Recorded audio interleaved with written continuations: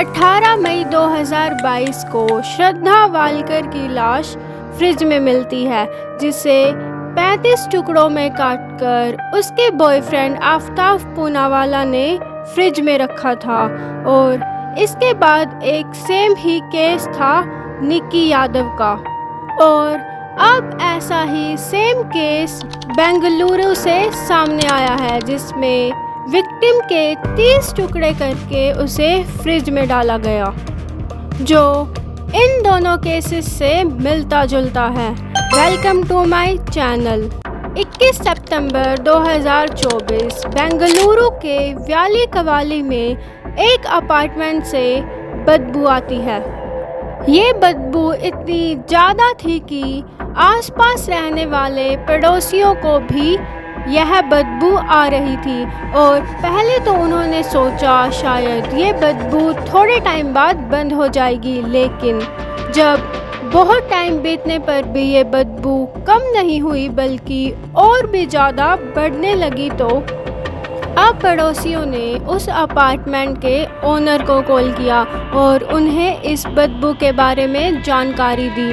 उन्होंने उस अपार्टमेंट के ओनर से ये भी कहा कि तुम वहाँ रहने वाले लोगों को इस बदबू को हटाने के लिए कहो, क्योंकि इस बदबू की वजह से आसपास के लोग परेशान हो रहे हैं।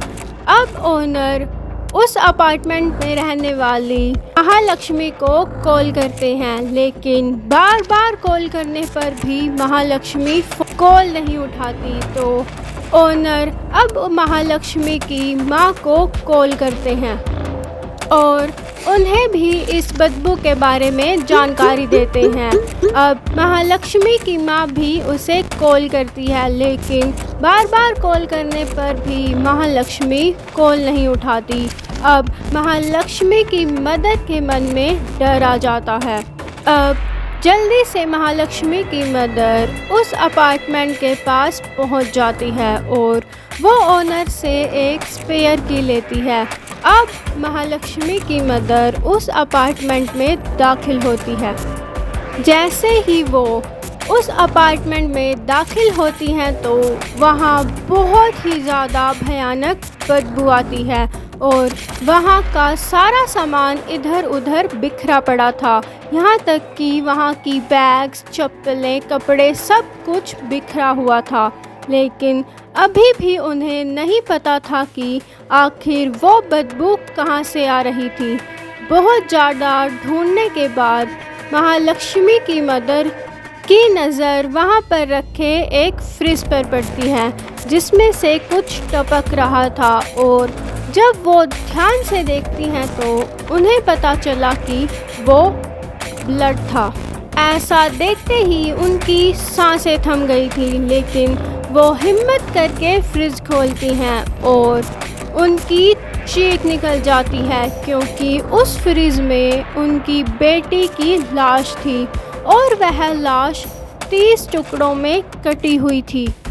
ये भयानक मंजर उनके लिए किसी ट्रॉमा से कम नहीं था, क्योंकि उनकी बेटी उनके सामने 30 टुकड़ों में कटी हुई थी, लेकिन फिर भी हिम्मत करके वो पुलिस को कॉल करती हैं और जल्दी ही पुलिस और फोरेंसिक डिपार्टमेंट वहाँ पहुँच जाता है।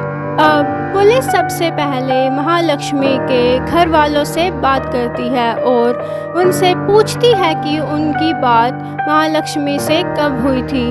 वो बताते हैं कि 2 सितंबर को उनकी महालक्ष्मी से बात हुई थी, जिसमें महालक्ष्मी ने बताया था कि वो उनसे मिलने आएगी।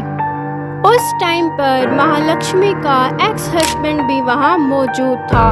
दरअसल महालक्ष्मी का डिवोर्स हो चुका था और उसका एक्स हस्बैंड हेमंत भी वहीं पर मौजूद था। इससे उसने 9 महीने पहले ही आपसी रजामंदी से डिवोर्स लिया था। उन दोनों की एक छोटी बच्ची भी थी, जिसकी कस्टडी हेमंत को मिली थी।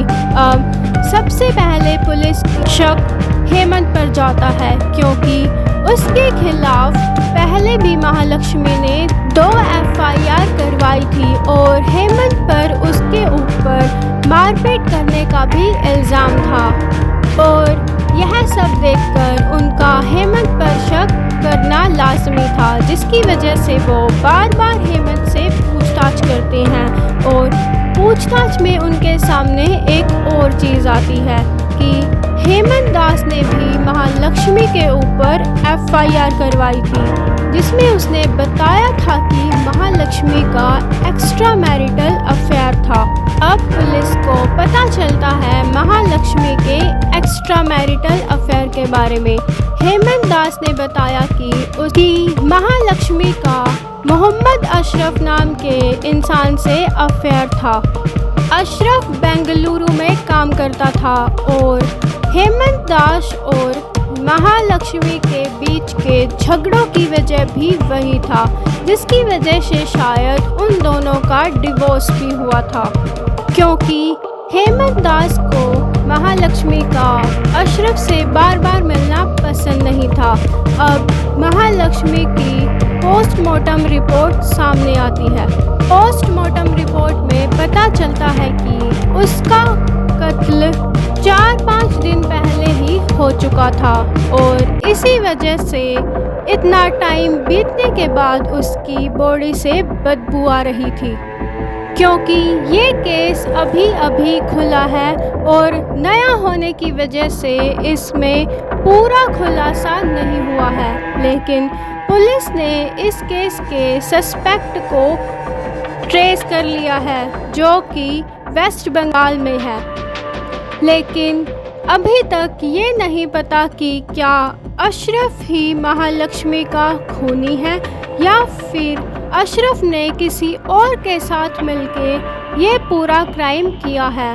लेकिन इस केस की पूरी डिटेल्स का पता तो हमें इस केस के पूरी तरह से सॉल्व होने पर ही मिलेगा। तो जब ये पूरा केस सॉल्व होगा तो हम आपको इसकी जानकारी देंगे, इस केस की पूरी जानकारी देंगे।